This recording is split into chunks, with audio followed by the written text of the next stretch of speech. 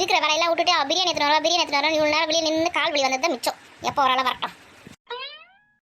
Tour இல்லாமல் தான் இப்போ ஆடிச்சு. ஊட்டிக்கு போகிறேன், அங்கே போகிறேன், இங்கே போகிறேன்னு அந்த புளியம்பழம்லாம் வேஸ்ட்டாக போயிடும் போடுது. மாமியாருக்கு என்ன இப்படி கத்தின்னு வருது? ஊட்டிக்கு கூட்டு போனாங்க, சுற்றி பக்கத்து கூட்டாளுங்களா? ஒரே நாள் கொடுங்க, ஒரே நாள் கூட்டு ஒழுங்காக அப்படிங்க புளியம்பழமாவது உச்சி காய வச்சிருக்கலாம். இனிமேல் அவங்க கூட்டம் எங்கேயுமே போகக்கூடாது. என்ன சேத்த இடி அவ்வளோ கொஞ்சமாக அறிவு கொஞ்சமாக இருக்குதாரி. ஏன் உங்கள் பிள்ளைய கல்யாணம் பண்ணி இருக்கு? நான் அப்படியே தெரிஞ்சு போனேன், எனக்கு அறிவு இல்லைண்ணே. திமுருதான் இப்போ என்னாச்சு? காலையிலேயே டென்ஷனாக இருக்கீங்க நீங்கள். இந்தியா புளிய மரத்துலேருந்து புளியம்பழம் உளுக்கி எடுத்துன்னு வந்தியே, காய வச்சுட்டு அப்படியே எடுத்து வச்சுட்டேன். பூர்ணம் புதிச்சுன்னா என்ன பண்ணுறது? அதை இன்னொரு வாட்டி காய வச்சு அதை வந்து கொட்டெல்லாம் எடுக்கணும், தோலை எடுக்கணும். அதெல்லாம் அறிவே இருக்காது நமக்கு. அப்படியே சுற்றி வந்து இருப்பேன். புளியம்பழத்தை ஊருக்கு போகிறதுக்கு முன்னாடி நல்லா வெயிலில் காய வச்சு தானே போனால் அது ஒன்றும் ஆகாது. என்ன இப்போ உரிச்சிட்டு அந்த கொட்டையை எடுத்து புளியை இன்னொரு வாட்டி காய வச்சு எடுத்து வைக்கணும். அவ்வளோதானே. இதுவும் பெரிய வேலை மாதிரி கத்தின்னு கிடப்பீங்க. கொடுங்க அப்படி. பசங்களை கொண்டு போய் ஸ்கூல் விட்டு வர சொல்லி எத்தனை மணிக்கு போனேன்? மணி ஆகுது. எத்தனை மணிக்கு வந்து உள்ள வந்துருக்கேன்? என் வீட்டில் இருக்க வேலையெல்லாம் செய்யணும், அறிவு இருக்காது உனக்கு. வெளியில் போனால் அப்படியே போயிடுவேன். வீட்டை அப்படியே சுத்தமாக மறந்துடுவேன். நான் பாட்டு நேராக ஸ்கூலுக்கு போனேன், பசங்களை விட்டா திரும்பி வந்துனே இருக்கிறேன்.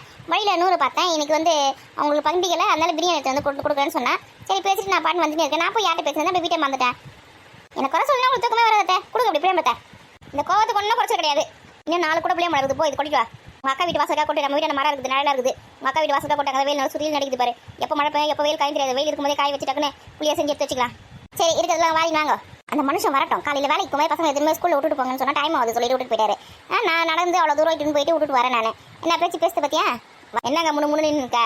ஒன்றும் இல்லை, என் நிலமையை புலம்பின்னு இருக்கேன். போ வேலையை பாரு. நமக்குன்னு இந்த வீட்டில் ஒரு காப்பி தண்ணி போட்டு கொடுக்குறதுக்கு ஆள் இருக்குதா? தலைவலினா கூட நம்மளே தான் போய் காப்பி போட்டு குடிக்கணும். இதெல்லாம் நானே வாங்கி வந்த வரோம். வெயில் இருக்கும்போதே காய வைக்கணும். இந்த புளியம்பழத்தை உரிச்சி கொட்டையை எடுத்து கொஞ்சம் எடுத்துன்னு போய் என் பொண்ணு கொடுக்கலான்னு பார்க்குறேன். எங்கே முடியவே மாட்டேங்குது.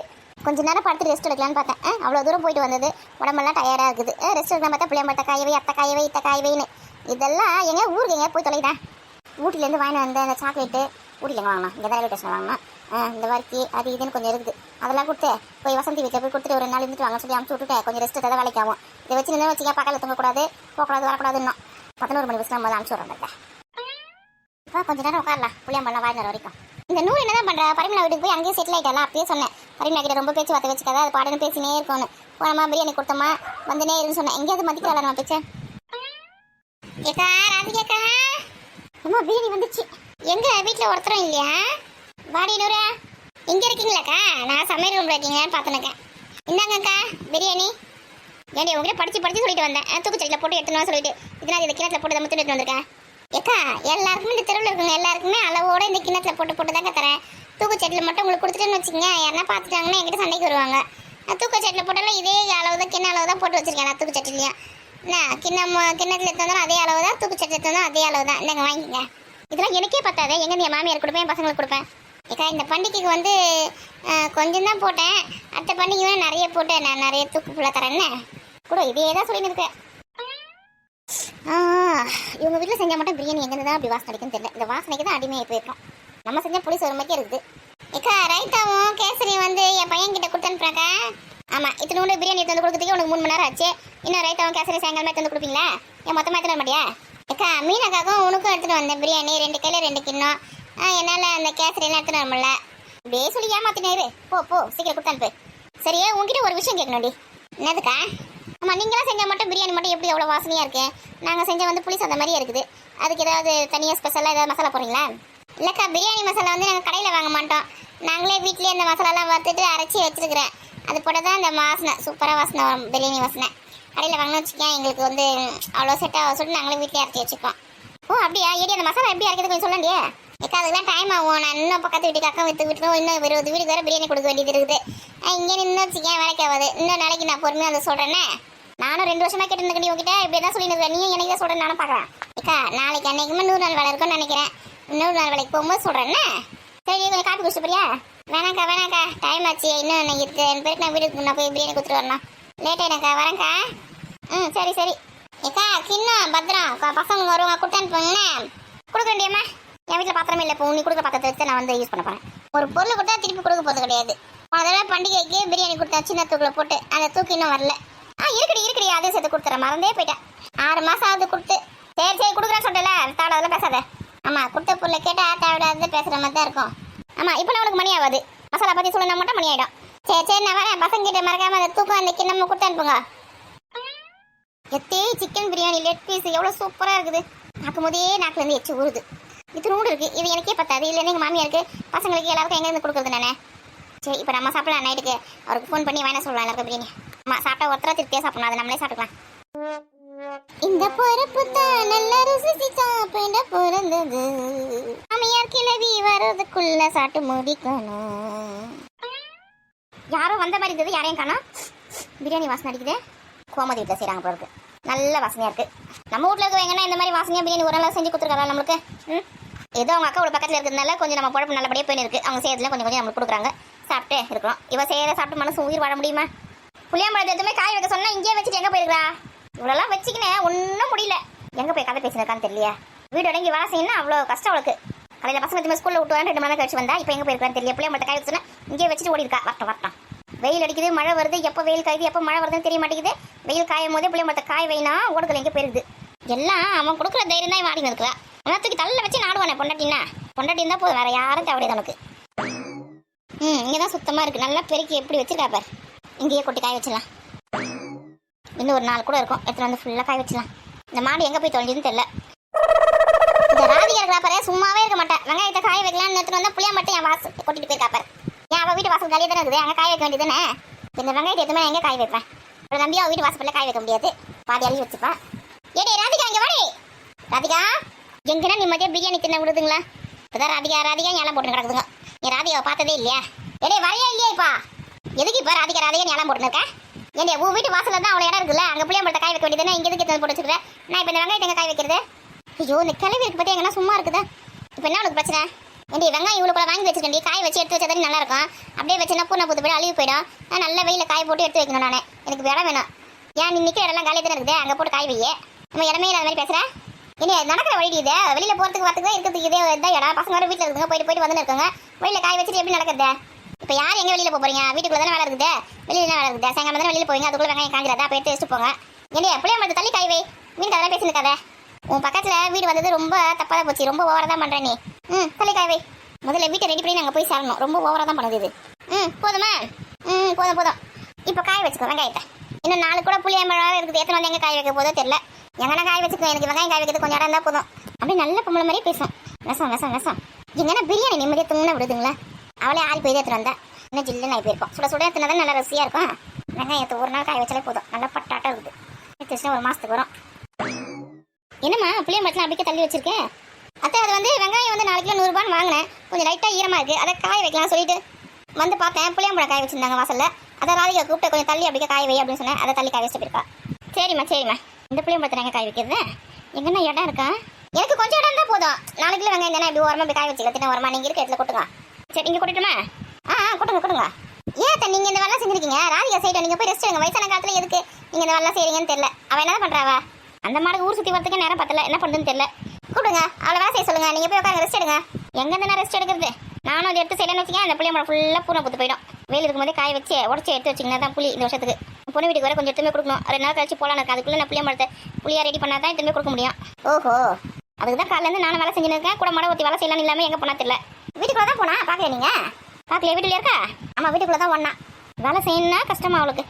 வீட்டுக்குள்ளே தான் இருக்கலாவா? எடே, ஐயோ கேள்விங்க தான் வருது. நம்ம வீட்டில் 2 இருக்குதுங்க. போச்சுங்க, கடைக்கு போய்ட்டு சொல்லிட்டு இன்னும் ஆளக்கணும். எங்கே போனாலுங்கன்னு தெரியலையா? என்னடி நேராக வீட்டுக்கு போகிறேன்னா?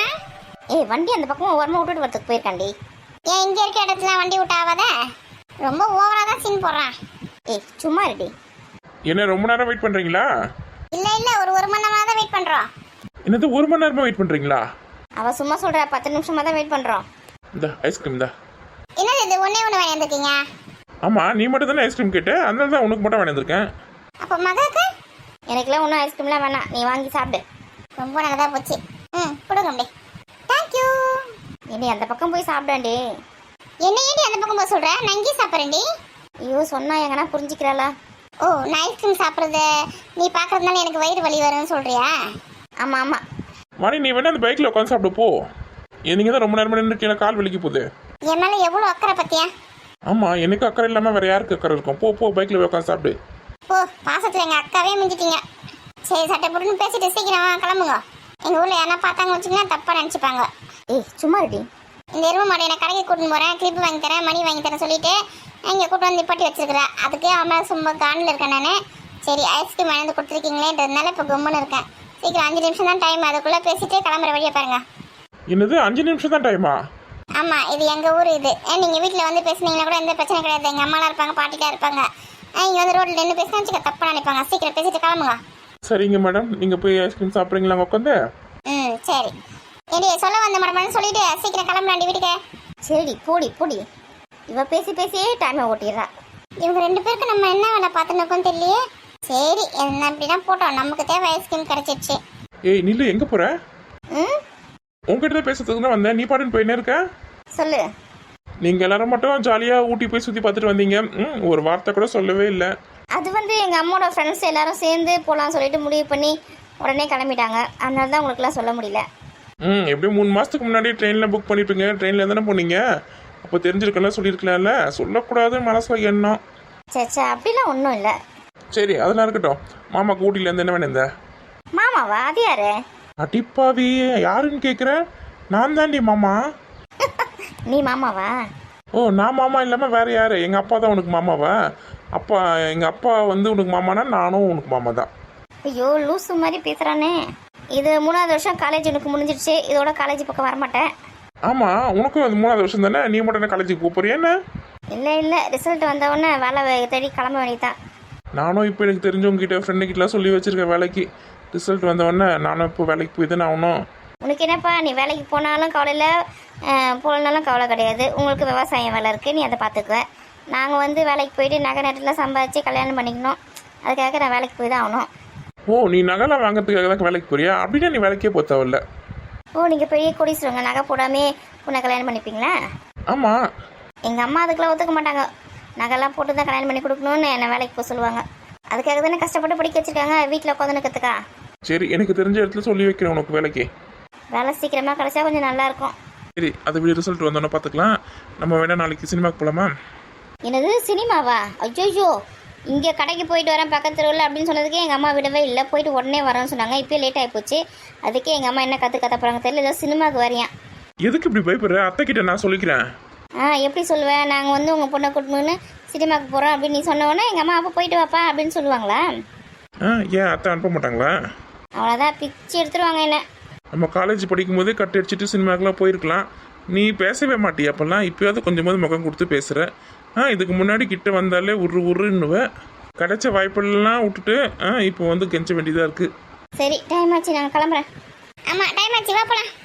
மேடம் ஐஸ்கிரீம் சாப்பிட்டு முடிச்சிட்டிங்களா? சாப்பிட்டாச்சு, நல்லா சூப்பராக தான் இருந்தது. கஞ்ச பையன் அவளுக்கு மட்டும் ஐஸ்கிரீம் வாங்கி கொடுத்துருக்கான் பார்த்தியா, எனக்கு ஒரு ஐஸ்கிரீம் வாங்கி கொடுத்தானா? சரி டைம் ஆச்சு, வா, அம்மா திட்ட போகிறாங்க நம்மளை. சரி நாங்கள் கிளம்புறோம். இப்போ தானே நான் வந்தேன், 5 நிமிஷம் கூட அவ்வளோ, அதுக்குள்ளே கிளம்புறேன்னு சொல்கிறேன். இப்போ நீங்கள் வந்து 5 நிமிஷம் கூட ஆகல, நாங்கள் வந்து எவ்வளோ நேரம் ஆகுது தெரியுமா? இன்னொரு எங்கள் அம்மா கும்பம் கையமாக நின்று இருப்பாங்க. கடைக்கு போயிட்டு வரேன் சொல்லிட்டு இவ்வளோ நேரமானு சொல்லிட்டு. உங்களுக்கு என்ன வந்தது? நான் வேணா 2 பேரும் கூட்டு வீட்டில் விடட்டுமா? ஐயோ வேணாம். நீங்கள் வந்து எங்கள் அக்காவை பார்க்கணுன்னா வீட்டுக்கு வாழைப்பழம் எடுத்துன்னு வரேன், தக்காளி எடுத்துன்னு வரேன், வெங்காயம் எடுத்துன்னு வரேன், கத்திரிக்காய் எடுத்துன்னு வரேன், எதனா ஒன்று எடுத்துன்னு வந்து கொடுக்கறதுக்கு வந்து சாக்கில் பார்த்துட்டு போவீங்களே, அந்த மாதிரி எதனா பார்த்துட்டு போக வேண்டியது தானே. இதுனா அது புது பழக்கம், மரத்தடியில் நிற்க வச்சு பேசுறது. வீட்டுக்கு வந்தால் உங்கள் அம்மா கிட்ட வந்து அந்த வாழைப்பழத்தை கொடுத்துட்டு உடனே உட்காருப்பா, சாப்பிடுப்பா, காஃபி குடிப்பா அப்படி சொல்லிட்டு என்ன சாப்பிட்றதுக்கு கொடுத்து பேசிட்டு உடனே அனுப்பிச்சிடுறாங்க. எங்கன்னா பேச முடியுது மகா கிட்ட? அதான் ஃப்ரீயாக பேசலாம்னு சொல்லிட்டு இங்கே வர சொன்னேன். இங்கே மட்டும் எங்கே ஃப்ரீயாக பேச முடியுது? அதுக்கு தான் ஃபோன் ஒன்று கண்டுபிடிச்சி வச்சுருக்காங்க. ஏன் ஃபோனில் பேச வேண்டியது தானே? நான் ஃபோன் பண்ணால் உங்கள் அக்கா முதல்ல ஃபோன் எடுக்கிறல்ல. எங்கள் அம்மா இருக்காங்க, எங்கள் அம்மாவுக்கு இருக்காங்க, எங்கள் அம்மா இருக்காங்க, அப்புறம் பண்ணுறேன்னே வச்சிடறா. நான் சொல்கிறது என்னைக்காவது காது கொடுத்து கேட்டிருக்கலான்னு கேளு. ஆமாம், நான் ஃபோன் அட்டன் பண்ணாமல் தான் இவர் நான் வர மத்தடியில் நில்லு அப்படின்னு சொன்னார் போல இருக்கு. அந்த ஒரு வார்த்தை மட்டும் சொன்னால் அது மட்டும் தான் அவள் காது கொடுத்து கேட்டா. சரி நீங்கள் ஃபோன் பண்ணுங்கள், இனிமேல் அட்டன் பண்ணுவாவ. சரி நாங்கள் கிளம்புறோம், டைம் ஆயிடுச்சு. வந்ததுலேருந்து இந்த ஒரு வார்த்தை தான் சொல்லின்னு இருக்க, டைம் ஆச்சு கிளம்புறோன்னு.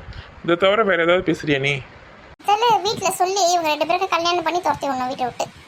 பெரிய தொல்லையாக இருக்குது. சரி அத்தை மாமா பாட்டி எல்லாரும் கேட்டதா சொல்லு, அப்புறம் மூணியை கேட்டதா சொல்லுன்னு. எப்படி நான் அங்கே போனேன், மரத்தடியில் நின்று பேசணும், அப்போ உங்களை எல்லாரும் கேட்டாங்க அப்படின்னு சொல்லுவேன். சொல்லு. அவ்வளோதான். எங்கள் அம்மா அதோட என்ன இது நல்ல பழக்கம், அவங்க வீட்டுக்கு போக வேண்டியது தானே, மரத்தடியில் நின்று எதுக்கு பேசினேன், ஏன் அவன் அத்தை ஒன்று வரவேணா சொல்லிட்டாங்களா, போயிட்டாங்களா, வந்துட்டாங்களான்னு ஒவ்வொரு அம்மான்னு கத்துவாங்க.